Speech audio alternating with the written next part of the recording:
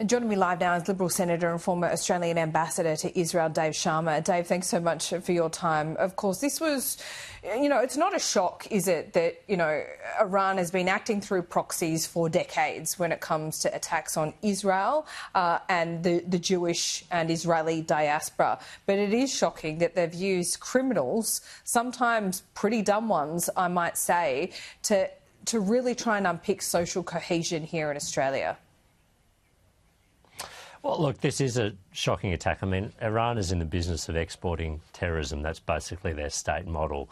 But to see them, a foreign government foment and support attacks on Australian soil against Australian citizens in a way designed to undermine Australian values, I mean, that's, in international relations terms, this is about as serious and grave as you can get. And, the government should be taking this issue with the utmost seriousness. I think the steps they've announced to date are welcome if overdue, but they should also be looking at taking further action, I believe. As a former diplomat, Dave, you know how important it is to certainly have a presence, and even with countries that you don't agree with or endorse, to keep those lines of communication open so you can advocate. And Penny Wong has made those signals yesterday and again this morning. So when would have been the right time? We heard there from Jane Hume, and you're right, there were Liberal Party committees that spoke about the concerns expressed by the Iranian diaspora to this particular group, the IRGC. But is it difficult for a government to act and make this move in expelling diplomats, something we haven't done since after World War II, without the evidence that ASIO presented yesterday? Well, look, I'd say a number of things. Obviously, I'm not privy to the ASIO evidence or the ASIO inquiry that's been ongoing, but ASIO has said publicly now on at least a couple of occasions over the past year that and named Iran as an actor that was, a country of concern, a country whose behaviour was of concern in Australia. So that is on the public record. The Senate inquiry to which you refer heard from a number of Iranian diaspora groups who have, gave first-hand accounts of harassment and intimidation of themselves or their families back in Iran by, agents of the Iranian state. And then we've also had the Iranian ambassador here interfering in a quite unacceptable way in domestic political debate in Australia and basically fanning the flames of anti-Semitism, which is not proper conduct for a diplomat or an ambassador, certainly. And I think, for those reasons, I think there has been a pretty substantial case here for some time. Bear in mind also that the IRGC was listed as a terrorist organisation in the US a couple of years ago, in Canada last year. I mean, Australia is not alone here. International partners of ours have been grappling with this, and we clearly share intelligence and assessments with those partners. Yeah, right. So you're saying the IRGC should have been declared like America did a couple of years ago, but the timing of the expulsion of diplomats is probably about right? Well, look, I would say that, I'm always of the view that you should try and preserve diplomatic relations for as long as you can. But, look, part of the compact of that, as you like, is that the diplomats in your country are not actively seeking to undermine your country. That's the basis of the Vienna Convention on Diplomatic Relations and other international instruments that govern a diplomatic presence.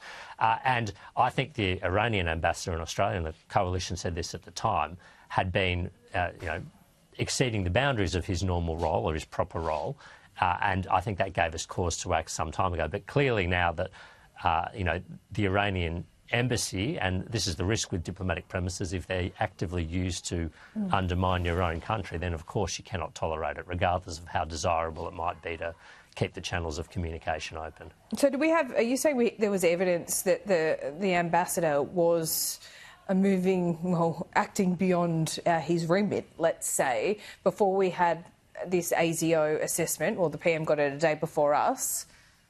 Well, was there evidence of that? Based on his public remarks, so... Yeah. No, I would say based on, not of his active involvement in this and in the attacks on but based on his public remarks, you think there were grounds for expulsion a lot earlier? Based on his public remarks. I believe so, yes. And I believe, look, at the very least, I mean, he was called in by the Department of Foreign Affairs and Trade I think on one occasion the Israeli ambassador has been called in more times, strangely enough, by the Department of Foreign Affairs and Trade than the Iranian ambassador has been. But the Iranian ambassador had said things that are completely at odds with Australian foreign policy, but also constituted an interference in our domestic politics, and that's a no-go area for an ambassador. And I think for that reason there was definitely cause to act before the revelations of yesterday. ASIO, obviously an incredible organisation, and this has obviously been a painstaking investigation to unveil these links. But do you think Israeli intelligence would have been part of it? Well, look, I can't comment directly, and I don't know directly, but I would say that Israel has been a trusted intelligence partner. It's publicly known that Israeli intelligence helped us foil the Etihad bomb plot of 2017, and we work very closely with them on security threats to both of our countries in the Middle East and in Australia. And ASIO, as is normal for an intelligence agency, has close relationships with a number of partners, not only other Five Eyes countries, but elsewhere afield. So, I would expect that ASIO was bringing all the resources to bear on this investigation, including, links with foreign partners. So what you're saying is it would have been very unusual for Israel to have not provided information that they were privy to? Well, look, I certainly know that if Israel was aware of threats to Australia and Australian interests and Australian security, then Israel would pass us that information. And that has happened in the past, and that's been a long-standing basis of our relationship, just as we would if we were aware of threats to Israel or Israeli interests. We would share that with them. That's the nature of our security partnership with them. Dave Sharma, always good to talk to you. Thank you.